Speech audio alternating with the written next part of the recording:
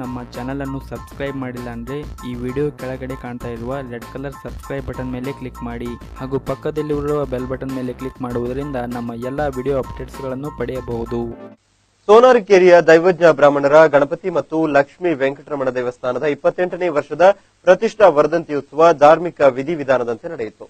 ಈ ವೇಳೆ ದೈವಜ್ಞ ಗುರುಗಳಾದ ಸಚ್ಚಿದಾನಂದ ಜ್ಞಾನೇಶ್ವರಿ ಭಾರತಿ ಶ್ರೀಗಳ ಮಾರ್ಗದರ್ಶನದಲ್ಲಿ ದಿವ್ಯ ಸಾನ್ನಿಧ್ಯದಲ್ಲಿ ರಥವನ್ನ ಎಳೆಯಲಾಯಿತು.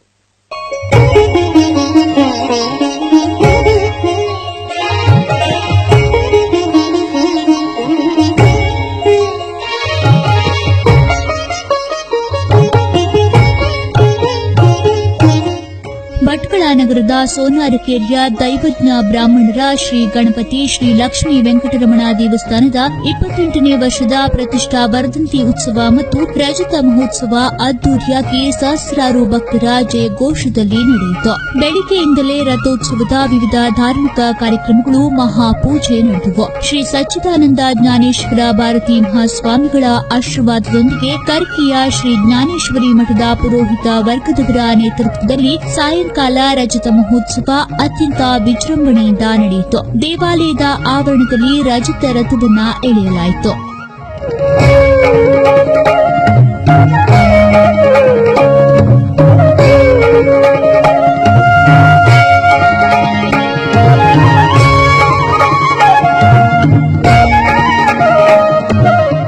ರಾತ್ರಿ ಮೃಗಬೇಟೆ ಪ್ರಯುಕ್ತ ಅಷ್ಟಾವಧಾನ ಸೇವೆ ನಡೆಯಿತು. ನಂತರ ನಡೆದ ಸಿಡಿಮದ್ದು ಪ್ರದರ್ಶನ ಗಮನ ಸೆಳೆಯಿತು. ಈ ಸಂದರ್ಭದಲ್ಲಿ ಬಿಜೆಪಿ ಯುವ ಮುಖಂಡ ಸುನೀಲ್ ನಾಯ್ಕ್, ಶ್ರೀ ಗಣಪತಿ ಶ್ರೀ ಲಕ್ಷ್ಮೀ ವೆಂಕಟರಮಣ ದೇವಸ್ಥಾನದ ಆಡಳಿತ ಮಂಡಳಿಯ ಅಧ್ಯಕ್ಷ ಸತ್ಯನಾರಾಯಣ ಪುಂಡಲಿಕ ಶೇಟ್ಕೊಲ್ಲೆ ಮತ್ತು ಆಡಳಿತ ಮಂಡಳಿಯ ಸದಸ್ಯರು 1000ಕ್ಕೂ ಅಧಿಕ ಭಕ್ತಾದಿಗಳು ಪಾಲ್ಗೊಂಡಿದ್ದರು.